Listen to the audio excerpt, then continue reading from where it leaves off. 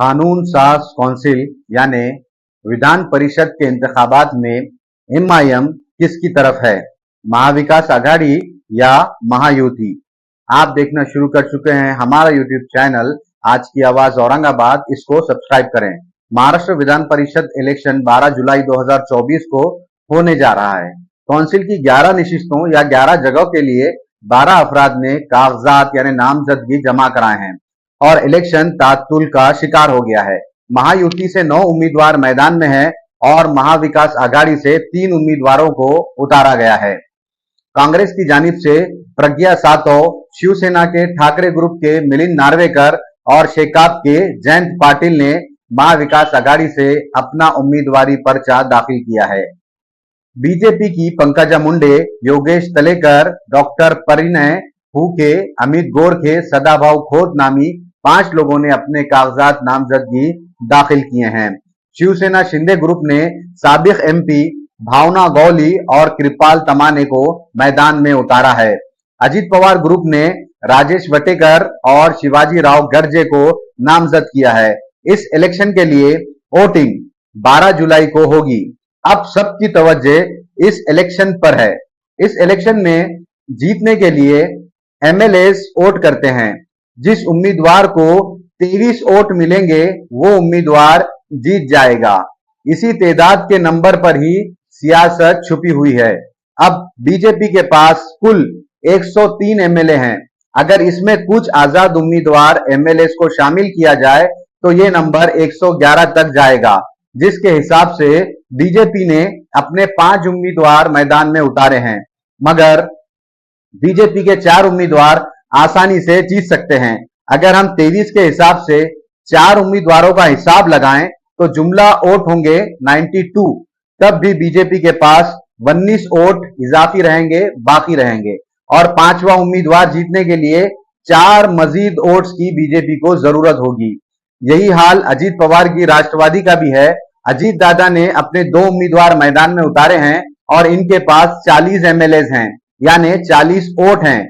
अगर इन्हें 3 और आजाद या छोटी पार्टियों को भी शामिल किया जाए तब भी ये नंबर 43 तक जाएगा, जबकि इनके 2 उम्मीदवारों की जीत के लिए 46 वोट इनको दरकार हैं।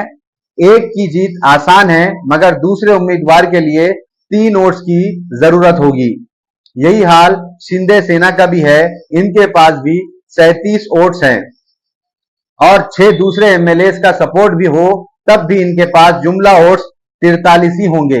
इनके दूसरे उम्मीदवार की जीत के लिए इन्हें भी 3 वोट्स की कमी है। महाविकास आघाड़ी में भी ऐसी ही सूरत हाल है। कांग्रेस के पास 37 वोट्स हैं और इनका एक उम्मीदवार है जो 23 वोट लेकर आसानी से जीत जाएगा, मगर इनके पास बाकी या इजाफा 14 वोट हैं। तो शिवसेना ठाकरे गठ में 15 एमएलए हैं, एक आजाद उम्मीदवार का सपोर्ट है, जुमला 16 वोट्स हैं, मगर इनको अपने एक उम्मीदवार की जीत के लिए 7 वोट्स की जरूरत है।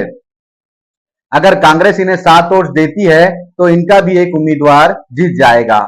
फिर कांग्रेस के पास 7 वोट बाकी रहेंगे। शरद पवार की राष्ट्रवादी कांग्रेस के पास 12 वोट्स हैं और इन्होंने अपना कोई भी उम्मीदवार मैदान में नहीं उतारा है। इन्होंने शेकाप के उम्मीदवार जयंत पाटिल की तायद की है, उसको समर्थन दिया है। शेकाप का एक और एनसीपी शरद पवार के 12, ऐसा जुमला 13 वोट होंगे। इनके उम्मीदवार को जीत के लिए 10 वोट की जरूरत होगी।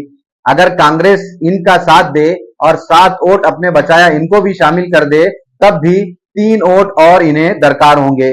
तब कहीं महाविकास आघाड़ी का तीसरा उम्मीदवार कामयाब हो सकता है और ये मुमकिन नहीं लगता। बीजेपी को 4 वोट की जरूरत है, अजीत दादा को 3 की और शिंदे सेना को भी 3 की और शेकाप शरद पवार के तायद शुदा उम्मीदवार को भी 3 वोट्स की जरूरत है। अब देखना दिलचस्प है कि क्या होगा।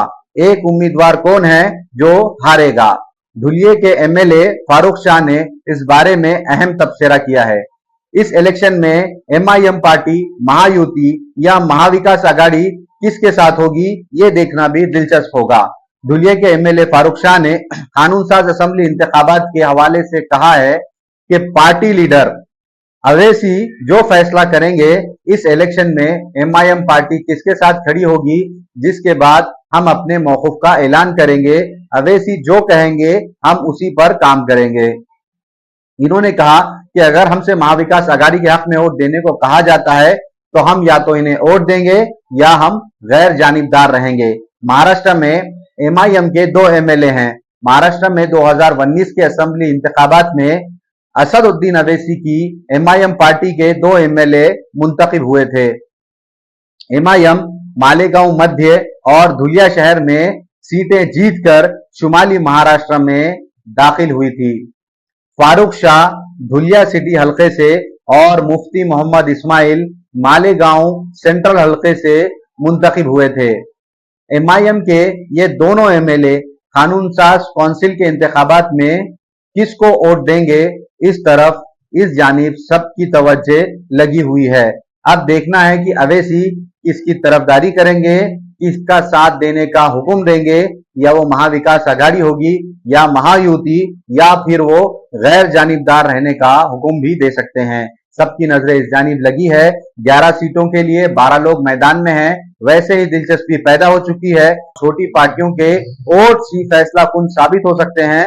ये बात भी इन नंबरों पे डिपेंड करती है और इसी की वजह से छोटे पार्टियों की वैल्यू बढ़ चुकी है। किसके पास कितनी ताकत है ये भी हमने आपको बता दिया है। ये सब तफसीलात से हमने आपको आगाह कर दिया है। आप हमारे ऐसे ही मजीद वीडियोस देखते रहें।